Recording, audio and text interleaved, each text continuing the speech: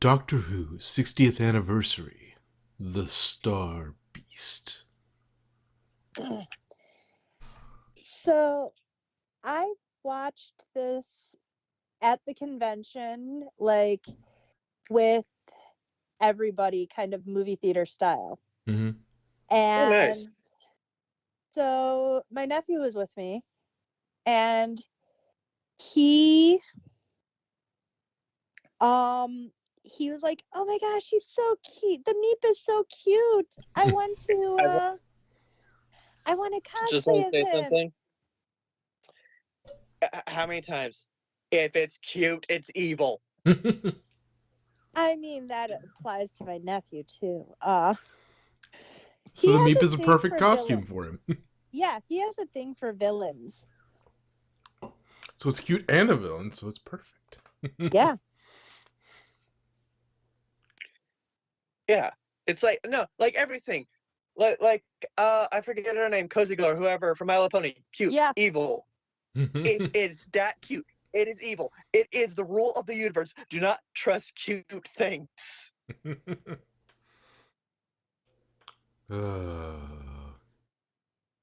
Yeah. I mean, this episode was good, but there was two parts that just made me go, why? That just lost me. Let me One guess. part. Okay, yeah, guess. The towards the end with them blowing up the it's like, we're going to burn this, and it's like, how did this ground suddenly just close back up? Yeah, that was a bit okay. I mean, that was fine, but I do have to make a note to one thing. That is the worst propulsion system ever. That's Yeah. fine if you don't care about where you're landing. Or taking off from. Yeah. Well, I mean, you're gonna take off from the place where you're landing, so. Oh yeah. And I think it damages where it takes off from, not necessarily where it lands. So. Yeah. So if you're just like, wherever you land, you're going to destroy. Yeah. Although, to be fair, the Slovene did the same thing, or tried to do the same thing. Yeah. With the whole, that's a tribophysical macrokinetic waveform extrapolator. A what? A cosmic surfboard. No, before I forget, oh yeah. Interesting thing about the title of this episode, "The Star Wait, what was Beast," it? Oh is yeah. is it's actually the same as a story by Heinlein. You can go look up the science fiction writer. That's why it sounded so familiar. Yeah, it's a Heinlein story about another alien who turns out to be, well, I don't want to spoil the Star Beast, but it doesn't go quite the same way as this one, but that's probably part of why they named it this way, so that it could, Yeah, it would. but also because it's literally a star beast. Okay. But yeah. No, the two parts that made me go, oh my god, were okay. So the first part, I'm paraphrasing. They didn't say these words exactly, but these words sounded like this to me. Let's assume it's gender. I found that amusing. It was more, I found that more comedic. Yeah, and It the thing was. about the Doctor is he's constantly dealing with aliens of all sorts, so it's getting used to that. I think the main problem with it is, and it's a thing that is just going to take time, and it's going to take acceptance, because what's happening, I think, is, okay, so before, trans and those sorts of gender non-conforming people, those people, the way they were referenced by people outside of their group were slurs, Yeah. And so now what we've gotten to is what's being used is more kind of cold and clinical, and so it's a little bit clunky. It's not offensive, and it's the right way to address them, but it's kind of cold, clinical, and clunky. And I think the more those people are accepted, we're going, and people have more time to come up with warm and affectionate ways of shortening up all those sorts of statements. Because instead of what are your pronouns, there'll be some shorter phrase for that that's actually warm. I mean, a lot of times, like especially at conventions and stuff, they give you like little stickers to put on your badge that put your gender. Yeah, but that's at a convention. You don't normally wear tags. Like, yes, that's great at a convention or someplace where you're wearing a tag, but in your everyday life, if you meet somebody, they're not necessarily going to wear pins. They might. That's why I just call everybody they. Yeah. See, it wasn't like that bad. My only problem was like I prefer to say, hey, if I call somebody a guy, it'd be like, oh, hey, I actually identify as a girl. That's fine. I don't like when people are like, oh, did you just assume my gender?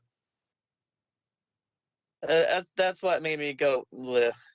No, that part wasn't bad. The second part, the second thing was like the worst for me. Oh, you wouldn't understand as a male identifying Time Lord. Just let it go. It's like, wow, you built this whole thing up that she was gonna die, and all of a sudden they just let it go because they're female identified Time Lords. Well, it's also that it was split between two people. That wasn't really what it was. They were just teasing him. It was more like it's a girl thing, just as a mocker, as a joke. That wasn't. It was more making fun of the gender stereotyping rather than like embracing it. But it was more. There were two of them. The binary. There were two. There were two, so they split the time energy, and that's why they weren't killed. But how are they able to just like expel it or whatever they did?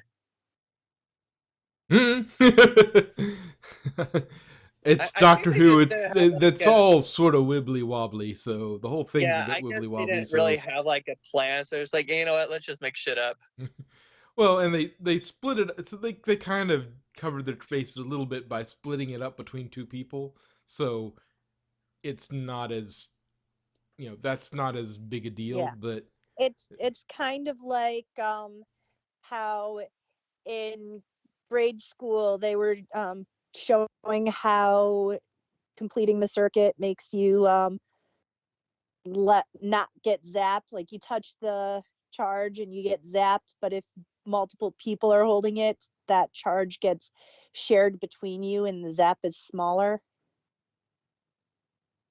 Yeah. Okay. Or did I just have a crazy science teacher who liked to electrocute his students? Love Van de Graaff generators.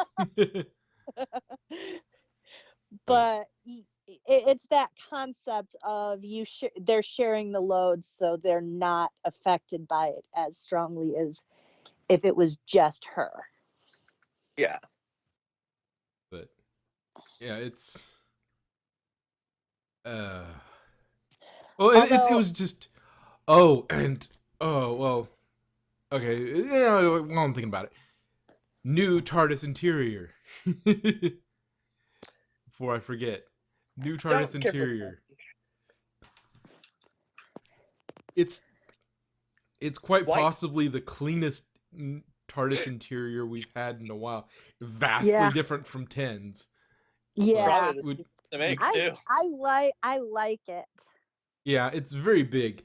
It does feel like the thing about the classic Doctors is a lot of their TARDISes seem like they were the same kind of idea, the same kind of design philosophy as this new one, except for they're all square because they built them on square sets, so the walls are flat. Well, it wasn't completely square. I think they were more they were a little rounder, but at the same time, it's like they were smaller. They were more confined. Whereas this, it's like green screen, so they can do whatever the fuck they want. Well, yeah. Well, I don't know. Maybe they built that. It's Disney money. Who knows? Fair point. Maybe there's a decent chance they just built it, especially if they're going to use it. If 15 is going to use it too, if 15 is going to use it too, it might last a couple doctors. So, like, okay, well that works. So I know that Disney had like the film rights in the States, but did they actually help make it? They seem to be attached to it. They're in the credits, so I think they have some money in it. And maybe they gave them some help with the construction. The way I see it, it's kind of like how the series Strike Back was Cinemax and Sky Network. Like, it's a joint operation. Yeah. Yeah, BBC, well, Bad Wolf takes the lead. Bad Wolf and BBC take the lead, but Disney is helping. With distribution and maybe with a little money, and so since they have more money to play with, they can work on the TARDIS, and they can have such a beautiful TARDIS. Which, by the way, I think the whole ending of that, where they're going to someplace random, my personal headcanon, the coffee didn't do anything. The TARDIS just thought, you know what? They need to go somewhere fun, so I'm gonna pretend to go crazy with this coffee spilling on me, and then I'm just going to pretend to go. No. What it is she did it on purpose, pretending to do it by accident. I mean, she did literally just say, "Oh, I was fired because I spilled coffee on the computer." Yeah. And then she spills coffee on the computer. Or it's a bit of both. Like, she spilled it on the TARDIS, and the TARDIS is like, okay, I'll play along. Let's go someplace I want to go to. Ooh, fire, and look at this. Oh, look, malfunctions. Oh no! And then takes the Doctor and Donna wherever the hell she wants. Because you got to always remember, the TARDIS has a mind of her own. So, like, I just gotta say though, that I really, really want them to change I have seen the like stills. I am glad they're changing the Sonic after this Doctor. Okay. Because that Sonic is so freaking OP. Yeah, that is a little much. The Sonic start making force fields. Exactly. It's never done that before, from what I understand. So that's new. Okay, listen. The very first Sonic screwdriver was just a screwdriver that was literally a pen light. Somebody in the like, what's it called? Somebody in the props department had on them. Like, you know, one of those little torches that's shaped like a pen, and they're like, here, use this. And so they used that, and it's like, that's the Sonic screwdriver. It shines a light and makes a whirring sound and unscrews screws. And that was literally the start of the Sonic screwdriver, second Doctor. There was one thing I did like about it, and that it's a new feature, but I did like it, is that it can project a screen. Like, you can kind of see things, because that all that does is just let us see what the Doctor's seeing.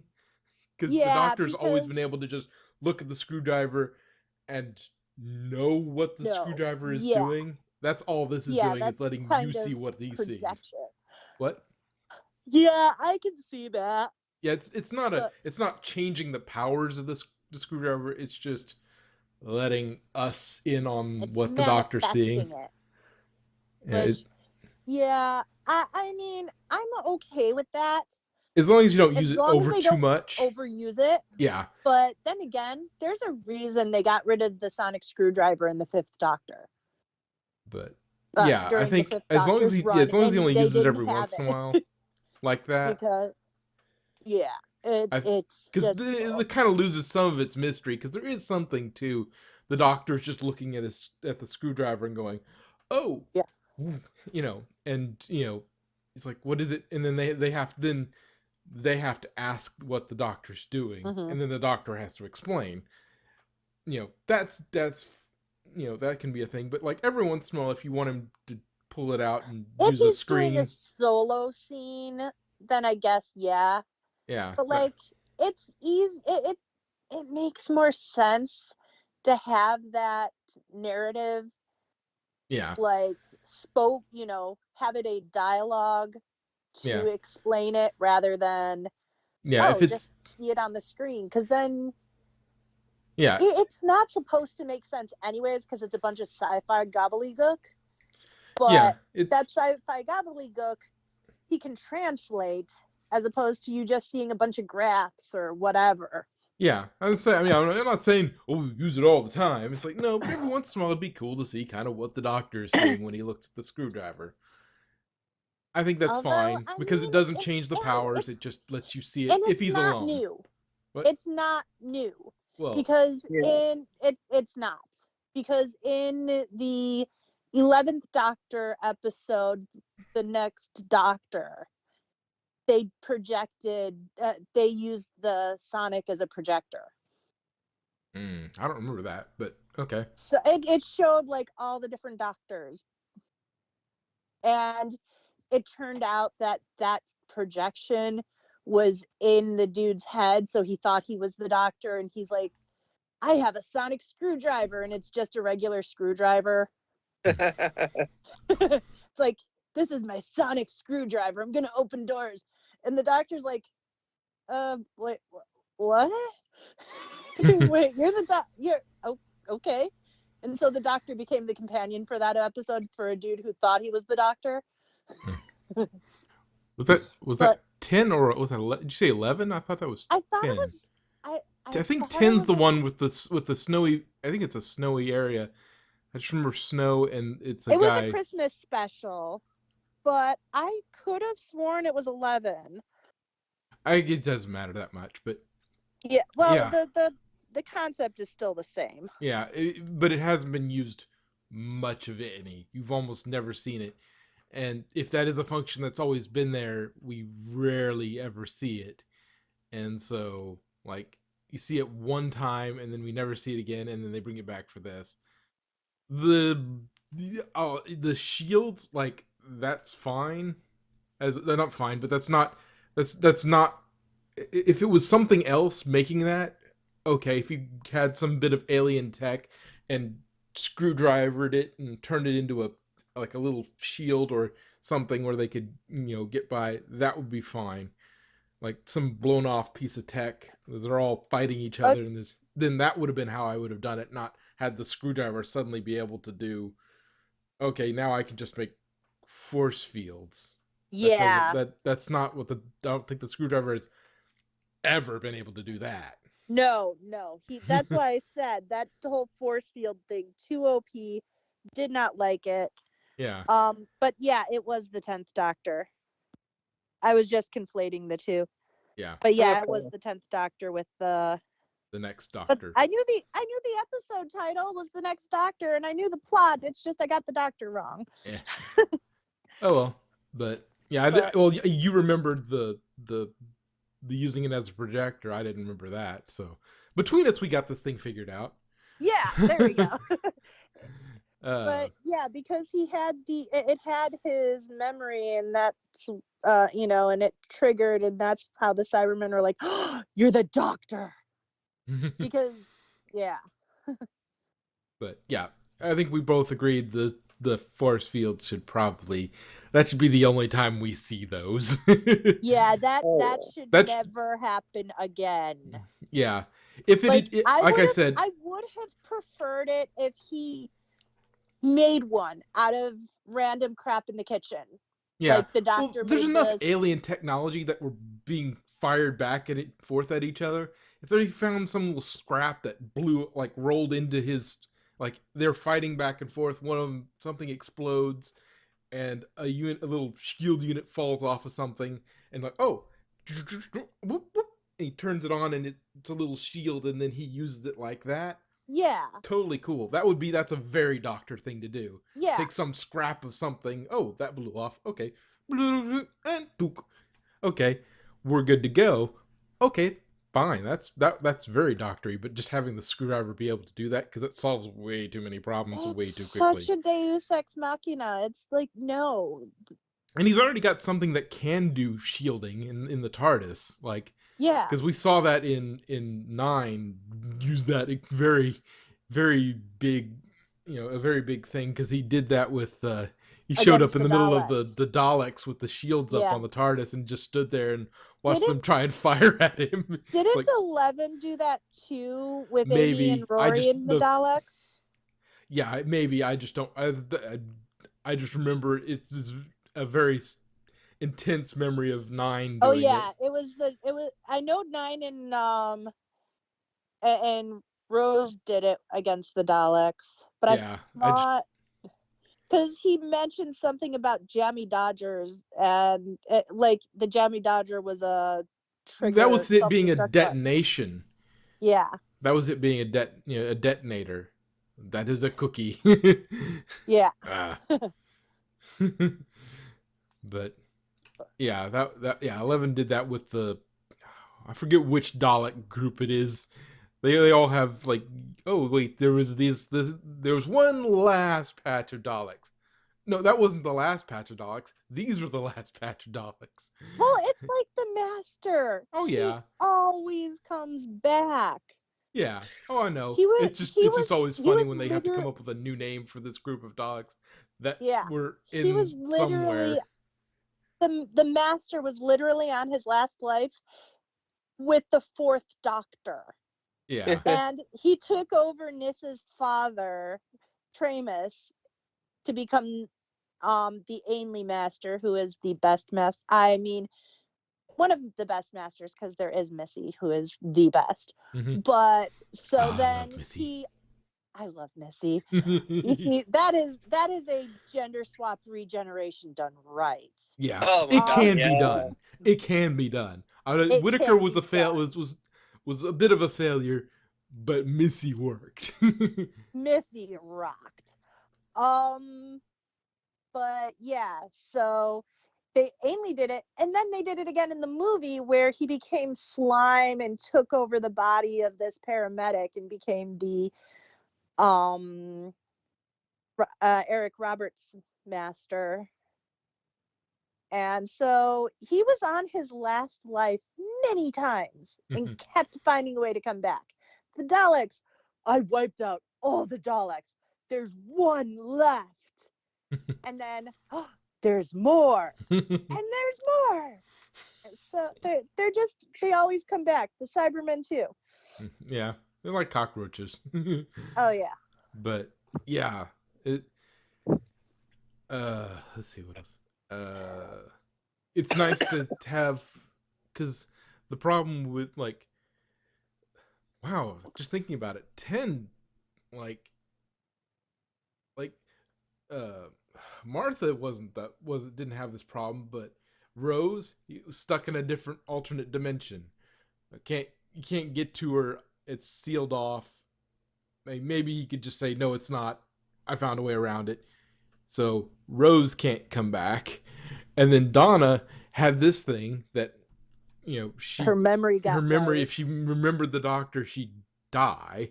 It's like, what's with Tennant and his companions just not being able to come back? It's like, now you can actually, now Tate can come back pretty much whenever she wants, because now they've solved the whole problem of why she couldn't do it in the first place. So now if they want to have a big companion thing come through, she can come back. It'll probably be a while because she's just coming through with this. But but still, they have the option now. It's not just her. It's not just Tennant, though, because keep in mind, 12 had River and she died, and Amy Pond got trapped in another dimension. Well, not another dimension. She got trapped in the past, and he couldn't get to her because of the whole time lock thing. Clara got killed by a raven. Quote the Raven, nevermore. Yeah, I was just thinking Tenet. I was just thinking about like because it was Tenet we're thinking about, and I was like thinking about Tate. Yeah, she couldn't come back because of that, and then Rose. Well, she left because she was stuck in a different dimension. Martha.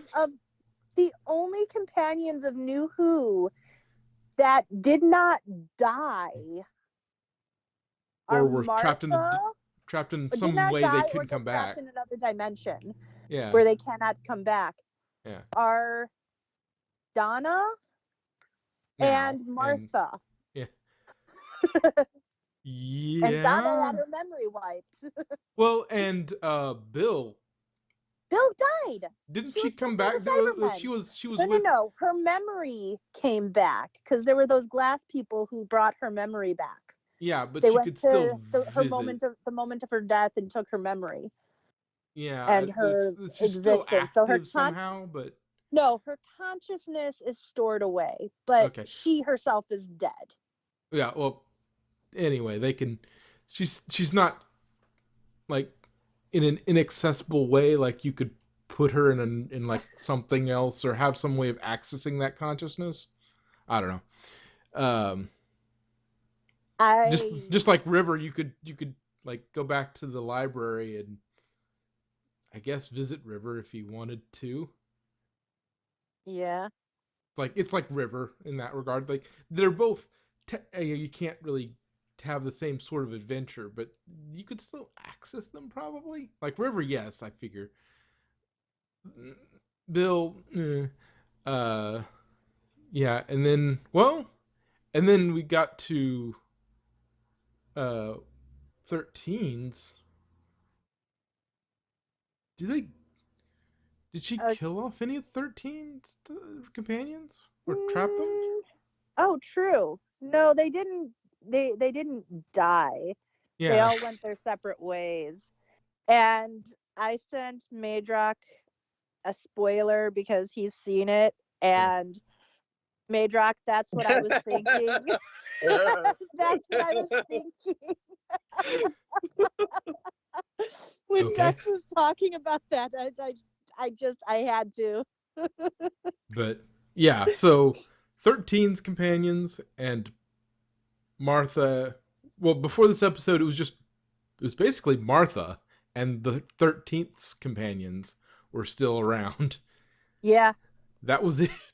Well, if you're talking about modern Who, then you go classic Who. There's some. Oh, most there's like of them. Ace and a few others that are still hanging around, but modern Who, yeah.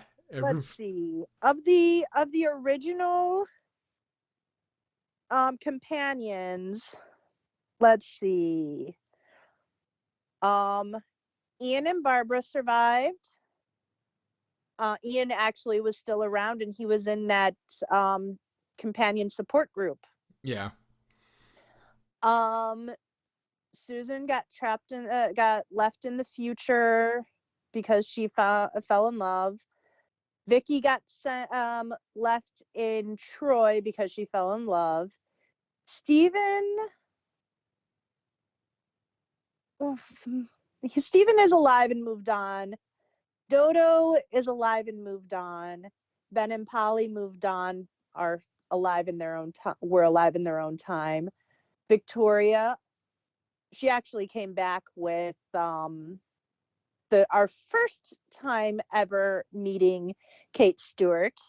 Well, Kate Lethbridge Stewart in a Wilderness Years straight to movie spinoff. But so Victoria's still around. Zoe got sent to her own time. Jamie got sent to his own time. Liz moved on. Liz left to work at Cambridge. Joe married off and still around. We've actually seen her. Yeah. Let's see. And of course, this is all just people. Yeah. Oh, this is all just people as they are in the continuity, not necessarily the actors and actresses who played them. Yes, with it. Although when Liz Sladen died on the one of the anniversaries of her death, they actually did a farewell and so she is dead in canon as well. Yeah. Just like Nick Courtney died, so the Brigadier is dead, because you can't replace them. No, not the Brig. No, exactly. Though he's no longer in his grave because they turned him into a Cyberman and he exploded. Have a really, really good voice actor in Big Finish for him, who voices him in the audios. Yeah. Though technically he's got some gap years where there's a gap between and that's what when you last saw him and when he died. There's a gap there. Technically, you could go back in that gap, and it wouldn't mess up continuity. Exactly. Then there's, let's see, Leela.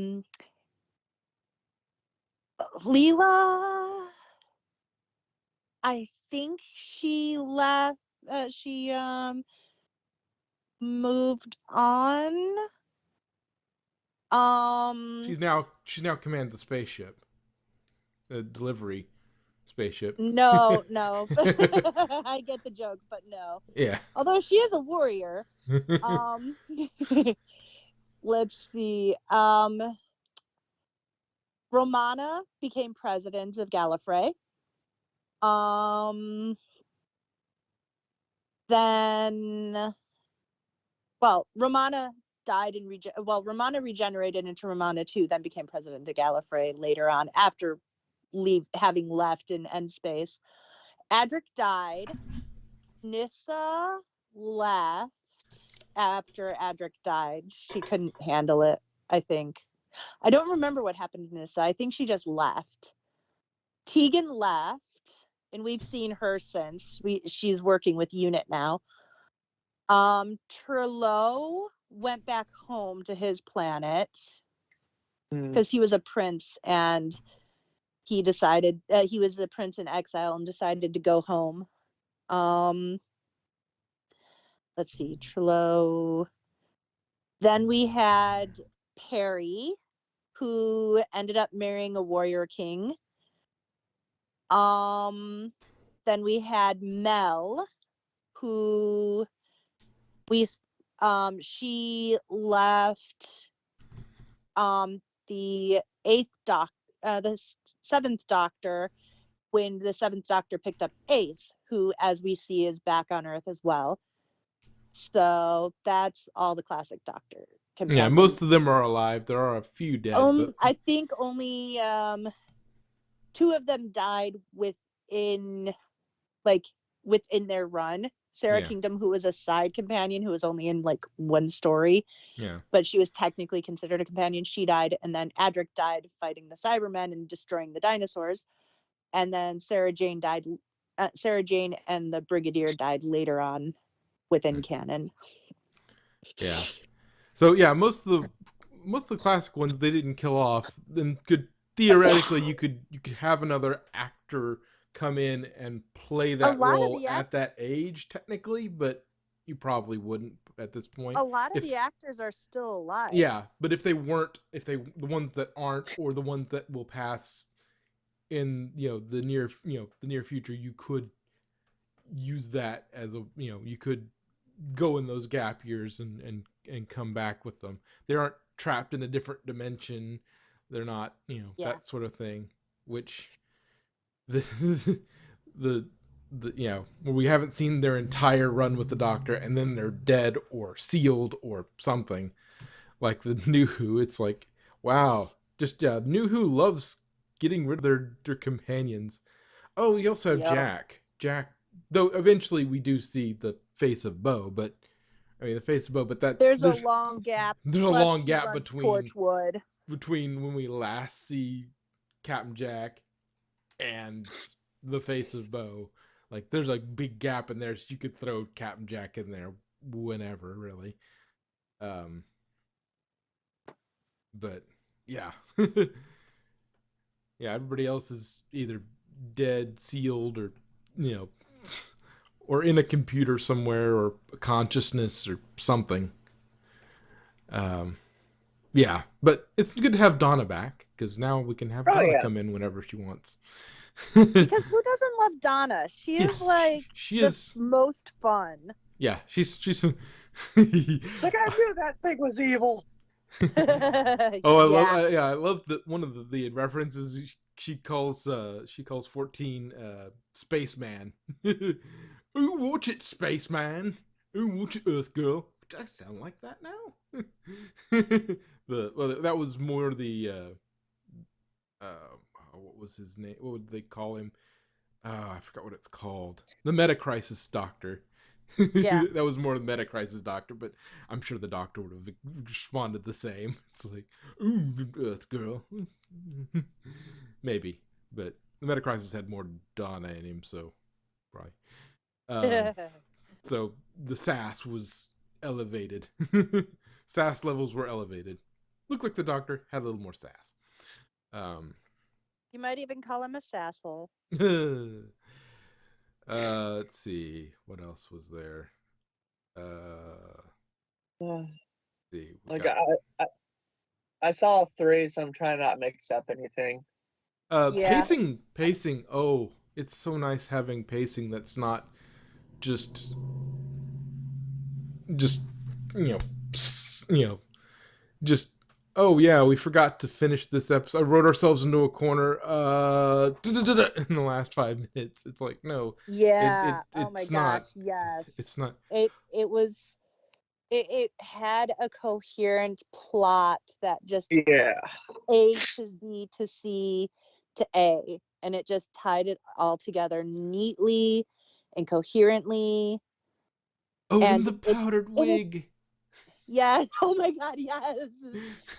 The only thing missing from that scene is I am talking. Wrong Doctor. Yeah, that's it is 11. A Doctor. But he came after 11, so you could still make the reference. Yes, he can. But yes, and he was fair and just. Although he was like, "Wait, there's no scorch marks. Those are stun guns." Yeah, I thought that was one of those things that's weird that's not doing any damage. It must be like, I was thinking maybe it's tuned for biological material so they don't blow up things. No, but that's why he said what? Yeah. Because the guy wasn't dead. He was just knocked out. Yeah. And it was also playing with that. Okay, in a normal sort of show, generally the bug guys would be the villain and the cute Meep would be the innocent ET sort of situation. Yeah, it's but like, we know better. But it's like, yeah, in this one, the bug guys were fine. They were actually trying to stop the Meep, and so yeah, those guys were cool. That's fine. And I like how just totally chill they were too. It's like, I knew I should have retired. Yeah, it was just nice. It was nice having just good writing. I mean, and that thing with, I'm gonna tell my boss about you. Yeah. Like, ominous. Yeah. What did he mean? Oh, I hate when they're like that. Oh, it's so nice having Tennant back. I mean, I know it's only for a little bit, but God, he's so good. They're definitely building up for the big bad. Yeah, they are. Which probably won't be for another, at least till next season. Yeah. Because I doubt they're gonna throw the big bad right after Toymaker. Yeah. Yeah, it's but yeah, it's yeah, a couple minor little nitpicks that I wasn't super happy with, like the screwdriver. I think they shouldn't have put that force field there. Again, it should have been he picked up some scrap that fell off the aliens or something, and turn that into just built one out of spare parts or something. Yeah, he picks up a DVD player and starts ripping it apart and going, it's like, yeah, exactly. It's that sort of thing. He picks up some alien tech and a DVD player, and you just see parts of the DVD player flying up behind him. You hear whirring of the screwdriver, and he's like, got it. Exactly. I thought that was such a low blow with that, but the pacing was good, the writing was good. It wasn't the best of the three, but it was a good starting point. It was a really good classic, well, not classic, but classic New Who. It's nice to get back to something like that after 13's Abomination. Yeah, and which that flops. Oh my god. It was which, to be fair to Whittaker, she's not great and amazing in the role the entire time. She gets better over time, but the writing just kills her though. She doesn't get a chance. Yeah, she didn't have any chance to begin with because they didn't know what to do with her. They never decided what they wanted to do with her. They didn't give her a thing, which I know she's a woman and she doesn't have a thing, but she didn't have a thing. Yeah. Bow ties, tweed. I love how they're playing on the doctor's what, where it's like, what? Yeah. What? Yeah. Yeah. All the doctors have something. They have some little thing. They have a quirk. They have a quirk, but she doesn't. She had a few, but they were none they actually leaned into. They didn't stick. Yeah. She had fam, and that just came and went depending on the writer, and it wasn't coherent, and it wasn't set. Every doctor, every 10th Doctor's story, he did that. Not every single story, but it was a consistent what? What? Or allons-y. Yeah. Or which any stuff like that. He had his which was funny because fixation. He had his quirks that were set in stone. Because he does something redundant because he says, "Let's go, allons-y." Well, that's kind of redundant because that's what let's allons-y. That's redundant because it's just allons-y. That's all you need to say let's go is allons-y. As far as I understand, my extremely rusty French, but so rusty. The point is, they didn't give her thing. They didn't write her well enough, and she didn't have a direction to take her character, which is why it just went flat. Yeah. All of them had some arc about them. Yeah. 9 was fresh out of the Time War, so there was some things that he was a little snarky. He was a little, that sort of thing. Then 10, well, he's got a little bit of arrogance to him, and the what, and allons-y, and he's charming and that sort of thing, and that was his thing. And then 11 was a weirdo, and in the best way. He was goofy. He was silly. He was fun. But also, he was this weird mix of really young and youthful and energetic, but also so incredibly old. Yes. Yeah. He was so incredibly, old, and that was his thing.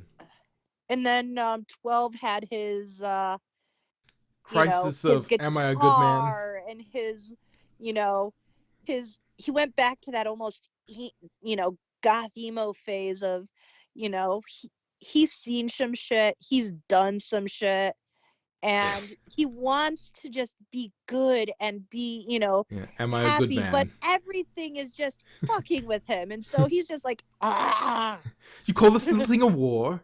I fought in wars than you can even imagine. Yeah. That whole you're Zygon just speech. A petulant child. You kill her, she kills you. What does it accomplish? And he has that frustrated with everybody because everybody takes the serious shit too lightly, and the light things too seriously. Yeah. Yeah, he's got some serious. This is what he's working through in his regeneration with this face, and 13 didn't have something that she was working through. Like you could say that she has finally kind of gotten closure from the Time War, and so she was sort of a fresh regeneration in that regard. But at the same time, it's just her character was too flat. Ironic, because she's the only one with breasts. Well, and she was either too, like, didn't have much of a character, or she was just take 10 and 11, throw them in a blender, and just sort of squeeze that into a shape and not really think about how you're doing it. And then, like, if she leaned into her, like, what would have been a funny thing to do with her would have been, okay, she uses fam and all that sort of stuff. Yeah, this one just uses slang, but she uses it from all over, like, she gets it all over the 20th and 21st century, and you just hear, like, dude and cowabunga and all these other things that make no sense. They're the wrong time period, because she's a Time Lord. She doesn't really. That's kind of what happened. Like, that's one of the things I love about the early Seventh Doctor stories, is he has this thing, especially right after like Mark of the Rani, Time in the Rani was like ample example of this, but he would take and mess up common phrases like, well, as they say, time and tide melt the snowman. That's wait on no man. Who's waiting? I'm leaving. Yeah. If they had leaned into that a little bit, that would have been funny. She's constantly using the wrong, like, she'll occasionally get it right, but for the most part, she likes using slang, but it's all over the place. She does that old person meme with the dude with the skateboard. Hello, my fellow youngsters. Yeah, is trying to be that, but it doesn't really. That would have been funny. That would have been a funny little gag, and you could play with that because you constantly have her use something different. Exactly. They just keep throwing her everywhere, and it's like she needs a coherent thing. Yeah, and a coherent arc and a coherent flaw. Like, good doctors need a coherent arc, a coherent flaw, which is usually tied to that arc, and a thing, a quirk. 11 was silly and he had bow ties. That was his quirk. That was his thing. And then you get, everybody's got some little something. 10 had sand shoes. Yeah. And 3D glasses. I'll be right back. But it was all like, every one of the modern Who's have had like an arc, a quirk, and a flaw. And they're all just sort of working through those over their regeneration. And so 13 didn't really have that as much. But yeah, I'm looking forward to the rest of this little run with Tennant. It was good. But yeah, because Tennant, you forget how much fun Tennant is until you go back and you watch him, or you see some new stuff with him, and it's just like, yeah, 10 was so much fun. After dealing with 13 for so long, you just forget how much fun Doctor Who can be. It can just be fun.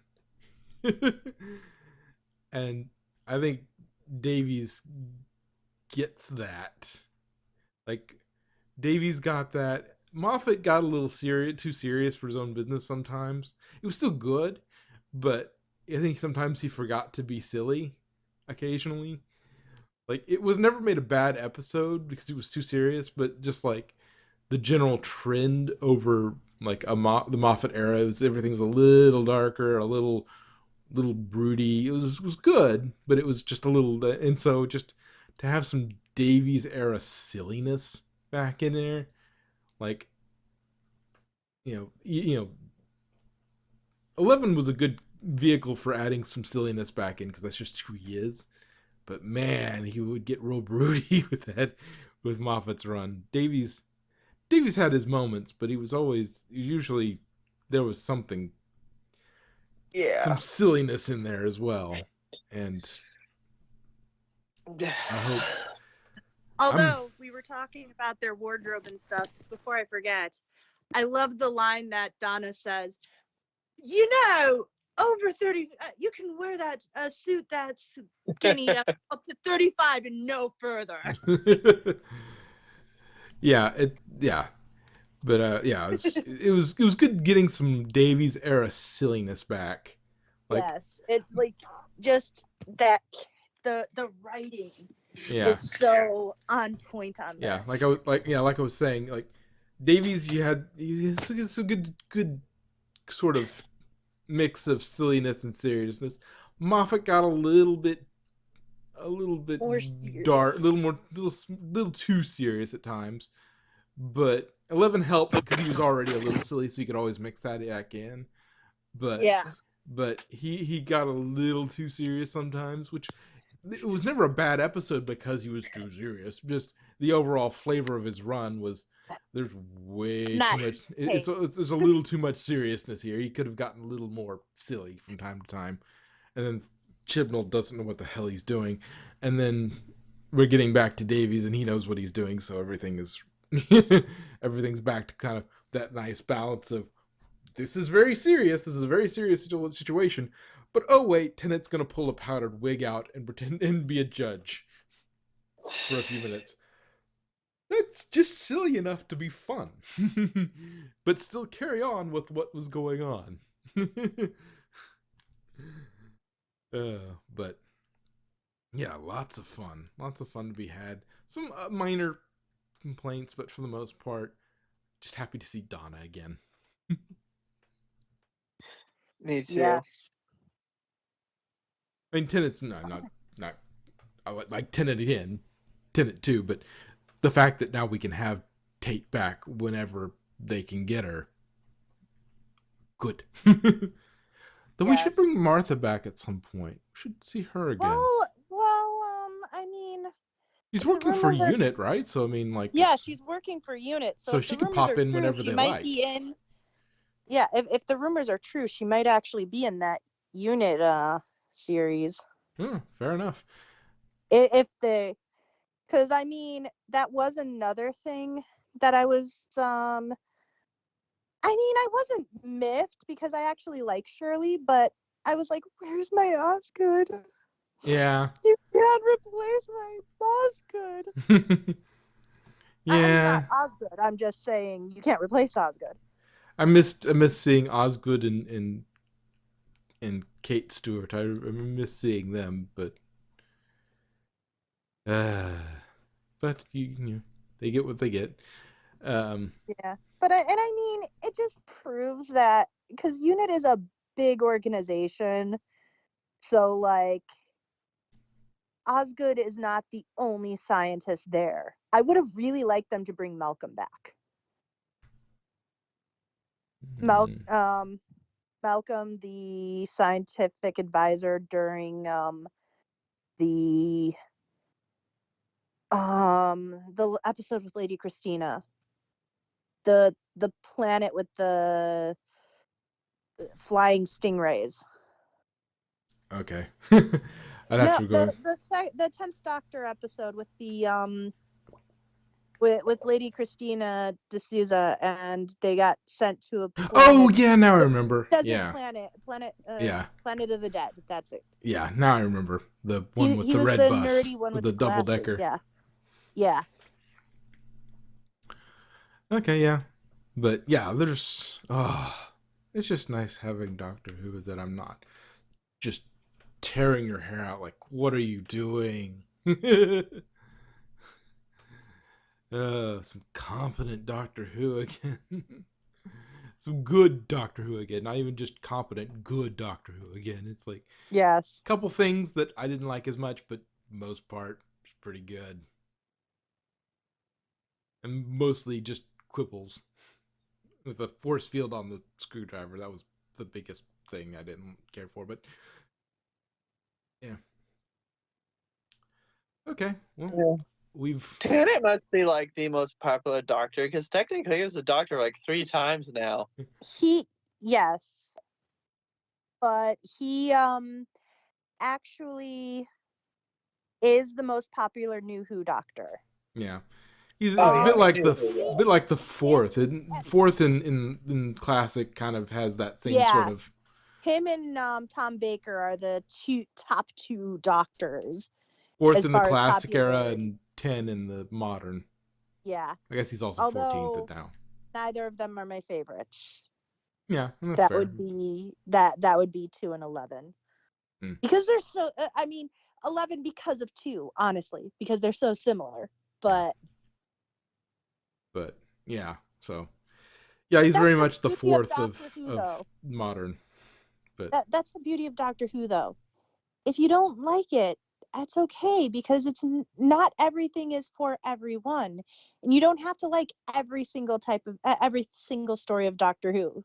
Like we didn't like the 13th. There are people who love it, and more power to them.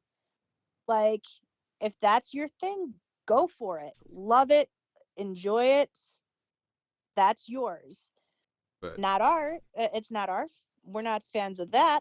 Doesn't mean we're like, we're never gonna touch that again. It's not our thing. Yeah, and that's I probably won't go back and watch it, but it's like it's not. I mean, I'd still watch it during a binge, and like, I won't be like, oh my gosh, I'm not gonna watch it. Yeah, if it was on in the background at like a party watching Doctor Who, it's like, okay, I don't really care for it, but I'm not gonna scream at them. What are you doing watching 13? Exactly. It's it goes like 12 I'm not gonna watch 14. It 4 times. That's it. Like I did the Giggle, but still. But because yes, I've watched that episode 4 times already. Okay, well that sounds promising. It's so much fun. Anyway. Okay, well, we're coming up on almost an hour, so I think we've wrung this thing dry. And, and then that's a good episode. Wrung it dry, dipped it in gas, and lit it on fire. We've wrung this thing as completely out of existence as we can, but that was some good. It was good. So I identify as the definitive article. I've done that before. I'm going to say that from now on. It's like, what are your pronouns? He, she, they. I identify as the definitive pronoun. Definitive article. Yeah. The definitive article. And just remember the number 1 lesson: if it's cute, it's evil. Yeah. So you go by the Osgood now? Huh? You go by the Osgood now? I'm not Osgood. I have an American accent. Well, you could just be putting on an accent. That is totally not fake. All right. Okay. Stop and recording.